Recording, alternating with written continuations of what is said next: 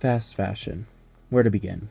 Is it a story of capitalism and its dangers, or rather one of mistreatment of workers in sweatshops moments away from collapse? Perhaps one of pollution and the decomposition of the natural environment. Whatever you want to call it, fast fashion is a story of greed and nothing but.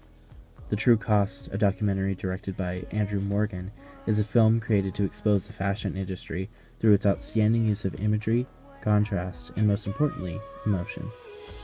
The True Cost aims to convince its viewers of the dangers of the fast fashion industry and compels them to spend their money elsewhere. The True Cost's visual rhetoric is built upon the idea of comparison. The filmmakers included many images in the background that, when put in subsequent succession, it draws attention to both. This can be seen very clearly in the beginning of the film.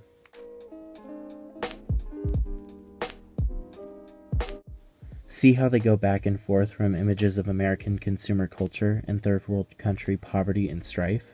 This visual comparison sets a baseline for the rest of the movie. This film is intended for those in countries where fast fashion techniques run rampant, especially in countries like the US, Japan, and the UK. This is exactly why the images are of New York Square and Tokyo.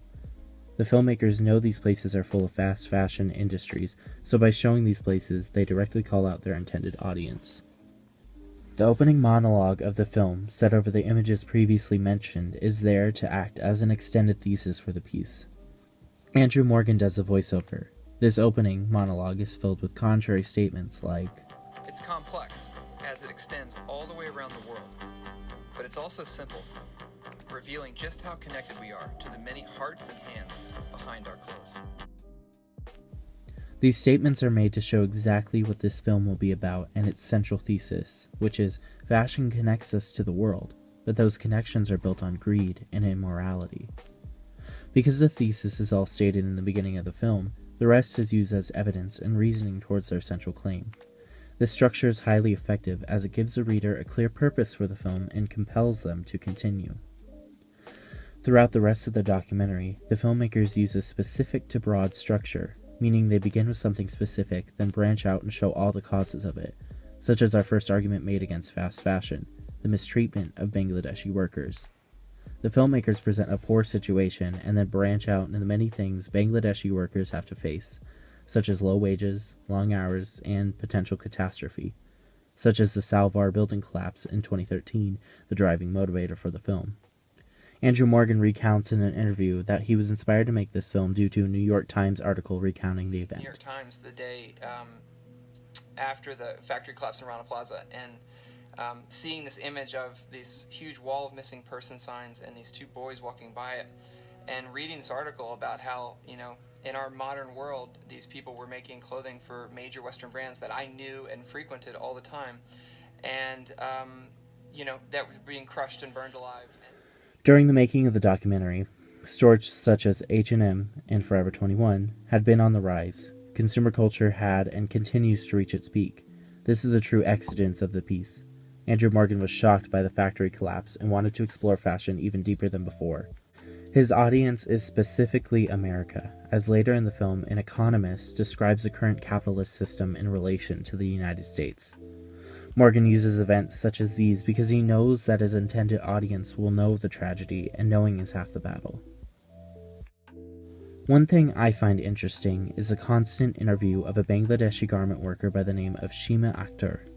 Throughout the documentary, Akhtar is interviewed as she goes about her daily life. The filmmakers did this for a very specific reason. She was meant to humanize the garment workers. By being given a poster child, the audience can better understand the struggle of a Bangladeshi garment worker. This is an emotional appeal made to help associate the many women of the garment factories to regular people who have feelings and thoughts. The filmmakers do this to make the audience emotionally invested in the well-being of the garment workers, which means the documentary's claims are more well-received by the audience.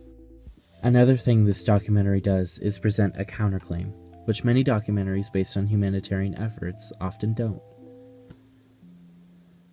By presenting the counterclaim after the document of the factory collapse, the filmmakers seek to demonize the other side. Nobody would claim it helps third world economy if workers are getting beaten and treated poorly. The purpose of including the counterclaim was to criticize the other side's point of view. This is a common tactic used in many argumentative pieces, and it achieves its purpose. Morgan was very interested in using only two types of pictures and videos for his documentary. For capitalist America, he chooses to use flashy urban squares with abundant advertisements on billboards. For poverty-struck Bangladesh, Haiti, and China, he chooses either bleak industrial settings or polluted natural landscapes. This creates a sad, depressing tone where it forces the audience to reflect upon themselves and their culture. Again, these images are always placed after another to compare them. This comparison between the two cultures works as a call to action for the audience, making them realize the effect of their materialistic tendencies. Each interview creates a new section of the film. Each time a new person is interviewed, a new reason why the fashion industry is hurting the world is presented, such as the interview with Richard Wolff, an economist who claims capitalism and American spending is hurting the economy, or the founder of PeopleTree, Safia Minney, who owns a business that completely contradicts fast fashion trends. These interviews serve as their main points of evidence by giving their opinion and facts on the topic of fashion and materialism. This raises some questions, however, since many facts given aren't cited or backed up with scientific studies. This hurts the credibility of the piece because viewers are given information without actual evidence that it is true. This was pointed out by Matt Faherty in The True Cost, a capitalist critique, in which he states, "There are interesting and relevant ethical questions to ask about the responsibility that individuals and companies have to monitor and regulate other entities further up or down particular supply chains. But Morgan's The True Cost either bypasses these issues or loads them down with enough bad narrative and weaves in weak arguments to obscure them from view. Also, not including these sources leads to heavy bias, as the filmmaker could potentially say whatever they want without providing sources, leaving no room for argument. Now, of course, human mistreatment is outside of the realm of argument, but every other argument made in the movie is fair game." Finally, the movie ends with a myriad of scenes from American Black Friday, contrasted with images of starving, impoverished citizens of third world countries. A song is heard in the background that is meant to symbolize American greed. These final scenes are to remind the audience of the absurdity of Black Friday. It goes silent as we watch each interviewee give their last words to the world. They each say their hopes and dreams for the betterment of the fashion industry, a strong call to action from the multitude of people asking simply for change in our world.